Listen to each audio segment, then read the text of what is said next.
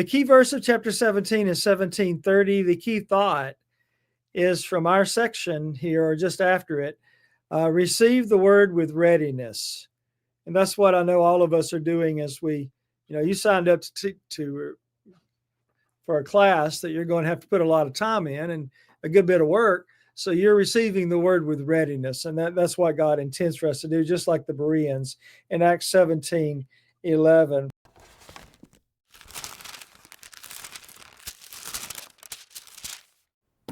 Welcome to 1 Thessalonians, 2 Thessalonians.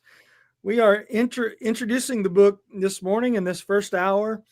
I always start with statistics for the book, and that's where we'll start with Thessalonians. This book has, as you see on your screen, 5 chapters, 87 verses, 1,837 words. And of course, every word of God is precious. There's not any of those words that we don't love. And then when you do the division on 5 chapters and 87 verses, it comes out to be just over 17 verses per chapter. So we'll be able to take a little more deliberate pace in this class than we are in some classes, especially Old Testament classes. You really have to go. But in this one, we'll be able to go a little more deliberately. You'll notice on your syllabus that we allow one class period for each chapter. And sometimes we allow a little bit more for like spillover time.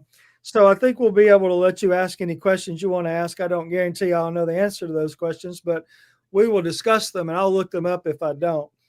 I want to start with, I'm going to give you this timeline at the top, and then we're going to go over to Acts and see the background for the book. I think that will help us to understand more of the content of the introduction than if we did not do that. But let's look at an overview of Paul's missionary journey.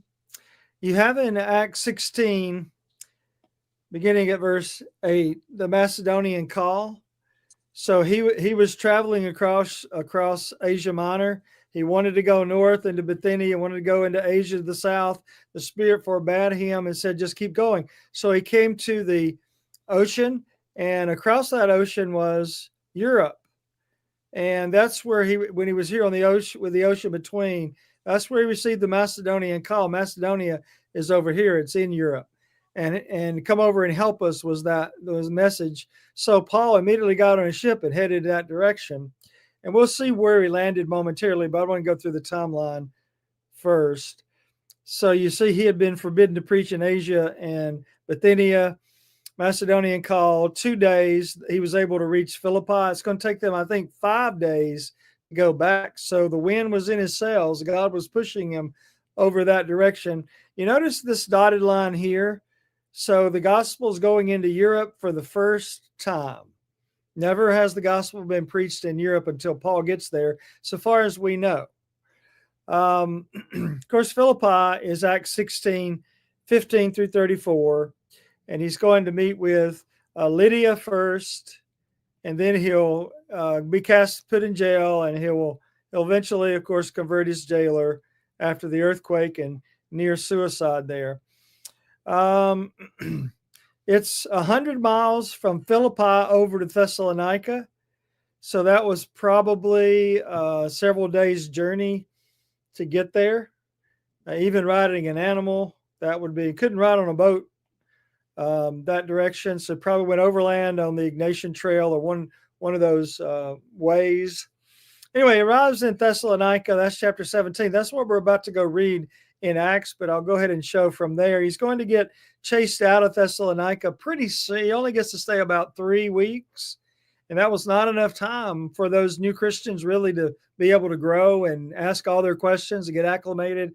But the persecution ramped up so that they were going to murder Paul and Silas, so they have to leave.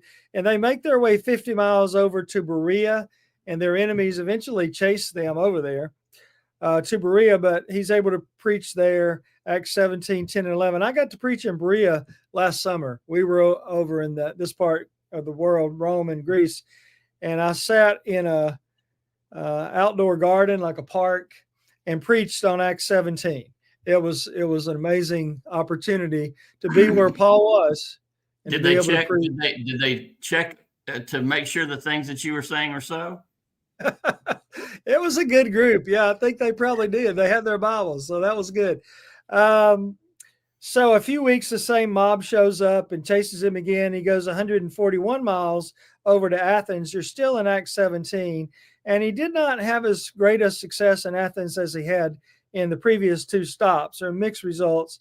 He makes the journey 50 more miles over to Corinth, and then you're in Acts 18. And he's worn down and discouraged at this point. You remember, he prays to God, and God tells him he has much people in this city. And so he goes and preaches there. Even Corinth was a wicked city. You know, it'd be like sitting outside the city of Las Vegas and thinking, oh man, how am I ever going to convert these people? Except Corinth was probably worse. All right, let me show you a couple of maps and then we'll go read the text. I'm going to just bring us up to speed here.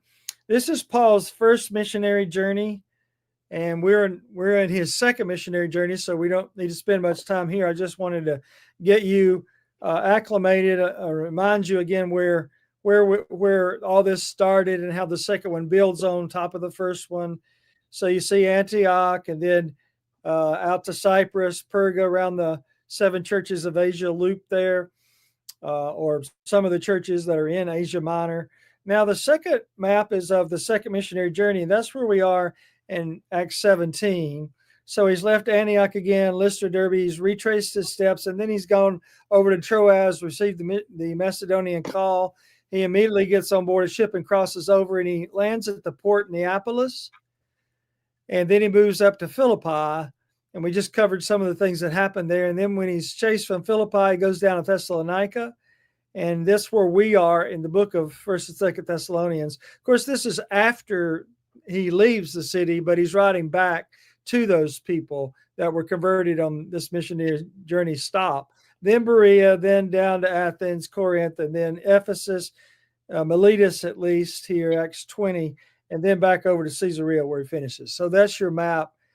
I think I will cover...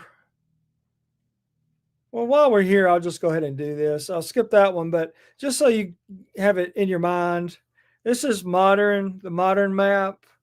So you see Thessaloniki is still there, same location.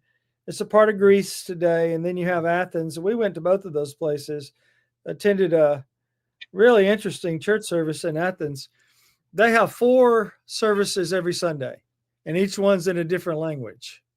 The English one, it was at 6 p.m. That's, of course, the one we attended. That was an amazing church. It was quite an interesting experience to go there and see the gospel in a different context. All right, that's all of that one. Then I'll show you the New Testament churches. So not everywhere Paul went, a church was established, right? Some places, yes, some places, no. But here there was a church established at Philippi, but not in Neapolis, where he first landed, which is just a little port outside the city of Philippi. Thessalonica, a church was established. Berea, a church was established. Athens, then Corinth, and Cenchrea, which was just outside of Corinth, and then back at Ephesus. So you sort of see a circle of churches around the Aegean Sea that were started on the missionary journey of Paul. All right. I think I will not try to cover that with you, although that is the bigger picture and it has some of the stops and some of the details. But I'll just let you look at the color scheme to sort of get the lay of the land on how the gospel's gone from Judea, Palestine, and Syria, and then it's made its way through into the Roman Empire, and then ultimately it's crossed over into Europe at the point we are. Now let's go over to the book of Acts 17, and we will look at, we won't spend a long time here, but I just wanted to read this with you and give you a few notes just to sort of get the lay of the land for the background of the book. This chapter I call the Gospel in Europe, and it's AD 51. What I've done in the book of Acts, and if you want me to go through this with you at some point, I will. I've gone through every chapter and put beside the chapter number the year And that's a very helpful tool. You probably could just find that online, but if you can, I'll be happy to take you through the book one day. But like chapter 16 is 50 AD, and then chapter 17 is 51 AD. And that's a helpful tool. Sometimes there's a big gap between one chapter and the next, and it helps to know that. The key verse of chapter 17 is 1730. The key thought is from our section here, or just after it. Receive the word with readiness. And that's what I know all of us are doing as we, you signed up for a class that you're going to have to put a lot of time in and a good bit of work. So you're receiving the word with readiness. And that's what God intends for us to do, just like the Bereans in Acts 17:11. Now, I'll also give you the big picture here, but I won't take time to go through this. You see in the gutter between the columns of text there, I have drawn a line where he moves locations, like 1 through 9 is Thessalonica, and I color coordinated that so they're easy to tell. 1 through 9 is Thessalonica. Berea is 10 through 13, and then Athens 14 through all the way to the end of the chapter. So you've got those stops in this one chapter, 3 stops in Acts 17. And again, that's just something when you're reading through or you're studying, it's easy to find your breakpoints if you've got it marked like that. And so it's a good tool, a good study tool.